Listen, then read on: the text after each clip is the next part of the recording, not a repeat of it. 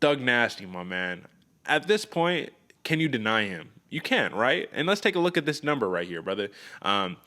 It's tiny to see right here, but ground strikes with 24 seconds left in the fight, 173-6 in favor of Bryce Thug Nasty Mitchell. This was pure domination from beginning to end. Edson Barboza did land a big right hand that completely swelled up the eye of Mitchell, like with one shot. But aside from that, we know the kryptonite of Edson Barboza, and this was very similar to what Makwan Amirkhani was able to do to Barboza in the little stretches that he had during that fight. Bryce Mitchell, he just maintained relentless, perfect timing on his entries for the takedowns.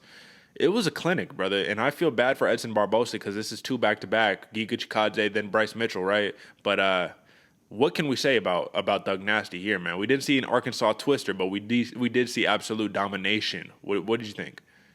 Absolute domination. This is a real rough one for Edson Barboza because one, you're losing the Giga fight. All right, you lost to a striker. It's kind of how it goes. This is one of those fights that's just demoralizing, man, because he was really accepting the bottom position. Anytime Bryce Mitchell was on top, Barboza was cool. Like he wasn't.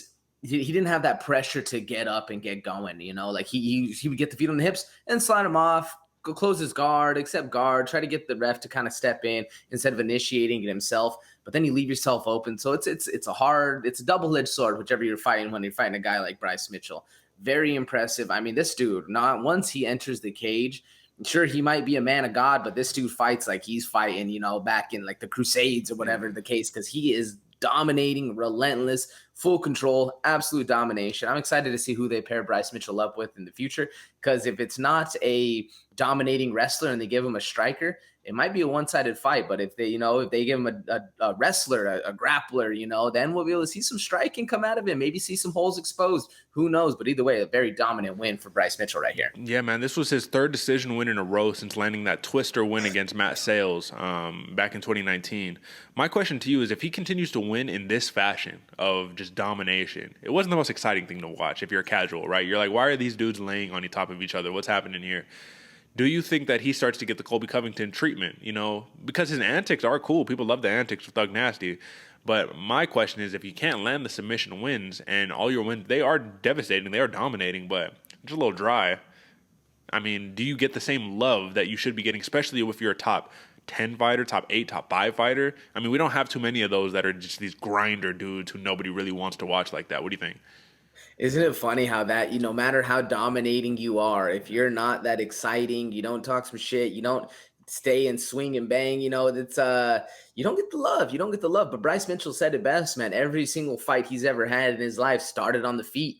And I think even in the Barboza fight, he was able to do a little bit more on the hands, but he wasn't just resting on his laurels. He was shooting when he did shoot for the takedowns and got the takedowns, he was landing elbows. He's landing big power shots on the ground. So will he get as much heat as, a Colby Covington or close? That's a little closer of a comparison for me.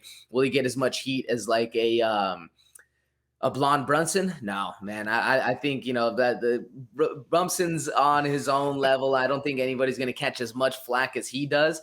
But I do think Bryce Mitchell, if he doesn't, because he does have some antics, so I think he'll be able to avoid a little bit of that. But it's just, I don't know. We'll see. What do you think? I think that if he could do a little bit more with his boxing, people are going to love it. He dropped Barboza, rather. Like, he legitimately dropped one of the best strikers in UFC history. So that was a beautiful thing to see. Big question, excuse me. Bryce Mitchell, we already know this dude's a savage. We want to see who he gets matched up with in the future. A lot of the talk was, hey, is Edson Barboza killing his body trying to make 145 pounds? Is that why he didn't have the energy to be able to get back up off the ground? Or, come on, brother, was Bryce Mitchell just a wet blanket? He does that to everybody. So I think it's a little unfair to criticize Barboza for the weight cut, because it's not like he's just getting dominated by everybody. Look at the fight against Shane Burgos, bro. That was a war, and he won the fight. You know what I mean? So I just think that was a little unfair criticism of Edson Barboza, but I was curious to get your take. Do you think the weight cut was impacting his performance in the octagon? I actually had that question wrote down too. Was it the apparent rough weight cut of Barboza? Because he's cutting a lot of weight right there. I just think it was Thug Nasty from the jump, bro. This is his style of fight. He knew what was going down. Did he get caught? Like you said, ate a big right hand, sold that eye up real nice, but he still stayed true to the game plan. I think that was a very harsh criticism that the judges were putting on Barboza, because I think he looks good at 145. He looked nice. You know, he looks smooth. He looks fast, big for the weight class. So I think it's a good call. He just, you know, met when you're facing a savage that comes out of Arkansas, those boys can scrap. You know, that's how it goes down. And I think this is just Thug Nasty's fight from the jump is all. Yeah, I'll tell you, Thug Nasty, man, he might not have that chiseled six-pack like Barboza does, but he got that farm strength, bro, and you cannot underestimate farm strength. I will tell you that. All right, brother. Well, real quick, one other thing, folks. If you didn't see it, there was a big Derek was I was watching this one, man. Big prop bets up there. If you went with the decision win, like I'm pretty sure you said decision, you were going for Bryce Mitchell by decision, right? Yeah. Yeah, both of us picked Bryce Mitchell for decision. That was a plus 240 comeback on those pick 'em bets. So you better start paying attention, folks. I saw that go out on the screen. I was like, man, that's one of those ones that you got to be listening to, man. Not many people chose that. That's why it's a plus 240. Better pay attention. Right. Go ahead. I just had to add that little bit of steam in there right there for you, Derek. No, I appreciate it, brother. And that's right. Let them know, man. Hey, we bring the prop bets for a reason right here, AJ. And listen, man, when it comes down to it, I'm trying to think. Did I have any other big ones right there that was really hitting? I know the Covington one by decision, that was minus 110. That was whack odds on that one. RDA by decision, I think that one could have been decent. I don't know. Pay attention, folks. That's the big point that we have right here.